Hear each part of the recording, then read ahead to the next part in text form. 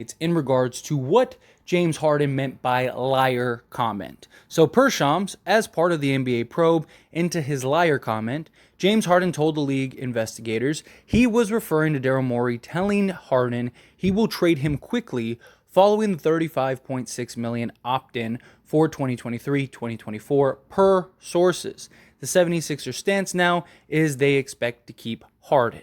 So, this just continues to make James Harden look foolish. Like, seriously, right? Like, he's been in the league long enough to understand how it works, right? Like, teams aren't lining up to trade big for James Harden when you have other, maybe more prominent players, especially Damian Lillard, right? People, you don't think teams are waiting around to see, like, what does Miami do? Does this end up falling out, right? Like, most teams would rather take Dame than James Harden.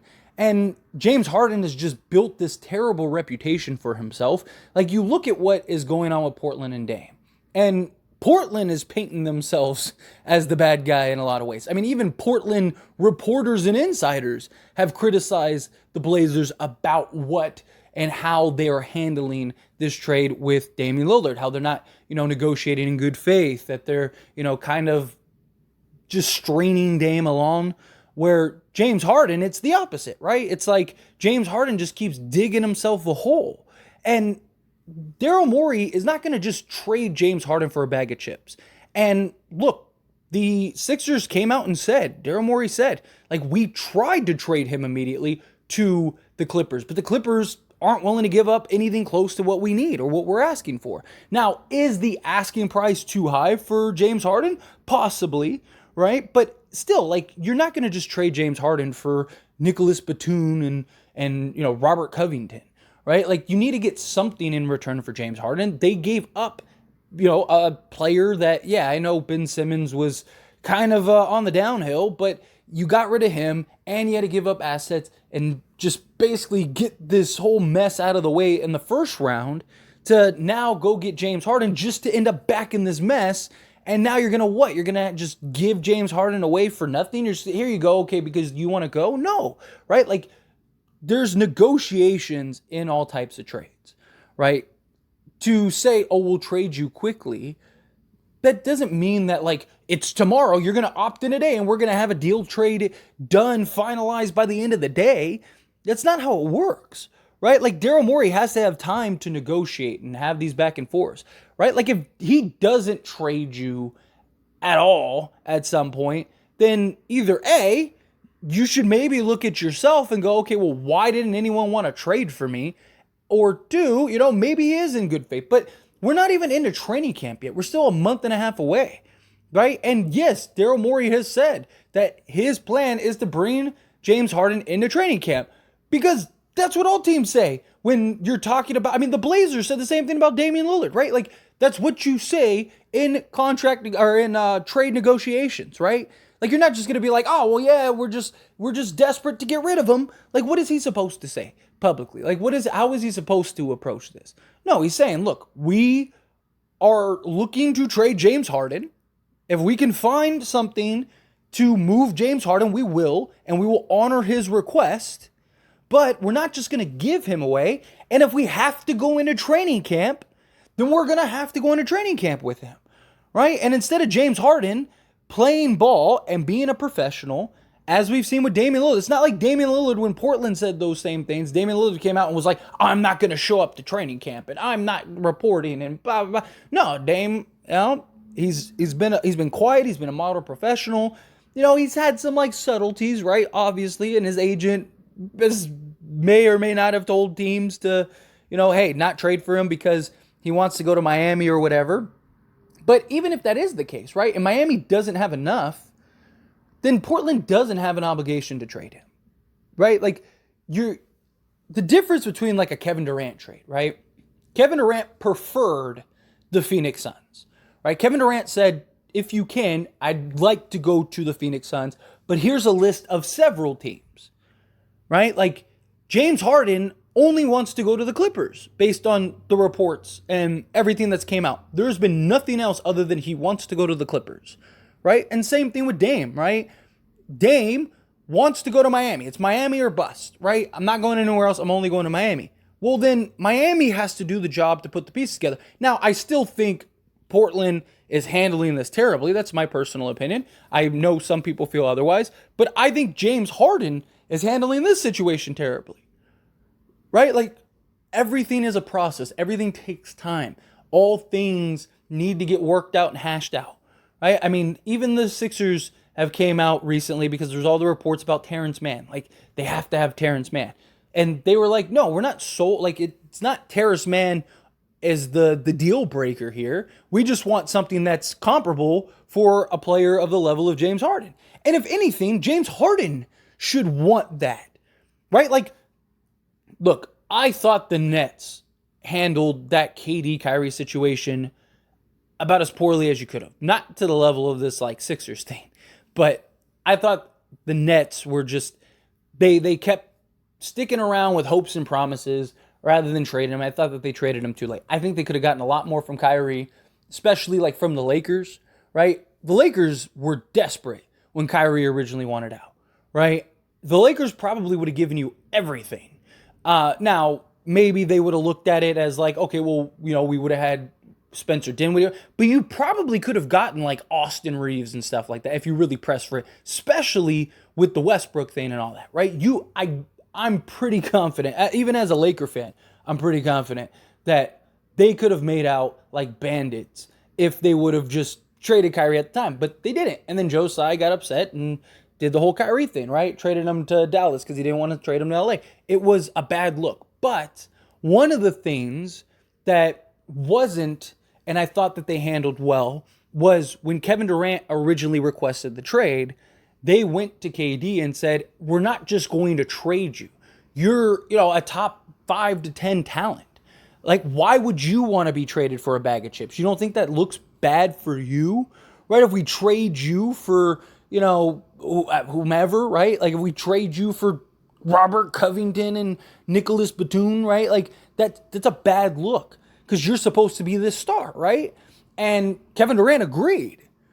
Right, like he agreed, he understood, he even talked about it. I understand. Like, they need to get something in return from me. Like, I don't want to be traded for a bag of chips. Like, wait a minute, you're right. Like, same thing with James Harden. Like, what? Like, I get you want to be traded, but you really just want to be traded for peanuts? You weren't traded for peanuts the last 2 times. It's a bad look for you because that means your value isn't high anymore. That means people don't look at you the same anymore. And then you're going to want a big max contract, and you're going to want, you took a gamble thinking that the Houston Rockets, where you were the king with that organization, right? You thought that they were just going to line up to sign you, and guess what? They said, nah, we're good. We would rather overpay Fred VanVleet and Dylan Brooks. We'd rather overpay those 2 guys than give you a contract. At some point, you got to look in the mirror and just go, all right, maybe it's something wrong with me. This dude is a quitter. Like, that's what he is. And I keep saying it. I'm going to say it again. When somebody shows you who they are, believe them. Why would anyone want to trade a huge haul for James Harden when all it takes is one bad day and now James Harden is quitting on the team and pouting and crying and demanding a trade elsewhere? Like, what? So what? James Harden's just going to cycle through every team in the league before he's finally happy? Or what? Or he's just going to end up landing in China? Because, he said he wants to play for China before he retires, right? Like, it's just, it makes no sense. Like, it's silly at this point. Like, all you're doing is just digging your hole deeper and deeper and deeper. Instead of being a professional and looking at it as like, hey, worst case scenario, I got Joel Embiid and a contending roster, right? Like, we were one of the better teams. We were, couple stops or a couple buckets away from maybe being in the NBA Finals, right? This is a real opportunity. I'm in the Eastern Conference, and I'm on one of the 3 teams in the West and the East that is very likely to come out. And a couple things go my way, all of a sudden I'm good. Like, his worst case scenario is not that bad, right? It's not like he's on, not like he's on Detroit right now where they're rebuilding and they're probably just going to be, a At best, maybe you get lucky and be a play-in team. No, he's on one of the top 3 teams in the Eastern Conference. Right? He has an opportunity here. He has the MVP of the league. He has a nice, young, scoring, just up-and-comer in Maxey. He's got a solid roster. And it's not like he's been this just superstar great. Like, he's regressed. He's not the guy he once was. And he still can't show up in the playoffs. Right? Instead of crying about being traded every week, why don't you, work on your game so you can actually maybe show up in the playoffs? Look, he had some great games. Don't get me wrong. He single-handedly kept Philly afloat in the playoffs on, two of those games. But, he still, for the most part, outside of those games, what did he really do in the playoffs? Right? It's the lack of consistency. And he's done it his whole career. It's just been this lack of consistency and this lack of ability to perform on the biggest stage. Even when he was, triple-double, MVP-level Harden, he was still having those struggles. And you're not that guy you once were. So, what team is willing to go, okay, James Harden is what we need. Let's go trade for James Harden, not gut our roster and be able to still have a contender, fulfill a trade that makes sense for Philly, and trust that James Harden is the missing piece that is going to help us win. And and by the way, if we have one bad day, he's not just going to abandon us and leave or to request a trade or whatever. Right? Because if things don't work out, he could just walk. Even the Clippers. What if it doesn't work out with the Clippers? What if he can't work with Russ and Kawhi and Paul George and he just decides, I'm not signing an extension, I'm out of here. Right? Now they gave up all the little young talent that they have and all that stuff to go get James Harden, and now they lose him for nothing, and now they're what? They have no draft picks, they have no nothing. Right? It's just, they're stuck. It makes no sense. And again, James Harden it's not like he's in this terrible situation. He's in a very good situation still. And if he actually gave 100% and bought in and actually performed in the playoffs, he might be able to win an NBA championship. Again, they were a couple shots away from being right there. A bad possession away from being right there. I think Philly would have beaten Miami. That's my thoughts because, granted, Miami was on a tear, and many people didn't think that they would have beaten, that they wouldn't have beaten the Celtics, and they did. But I do. I think Philly, they would have had a hard time with James Harden. I think they would have had a hard time with Joel Embiid.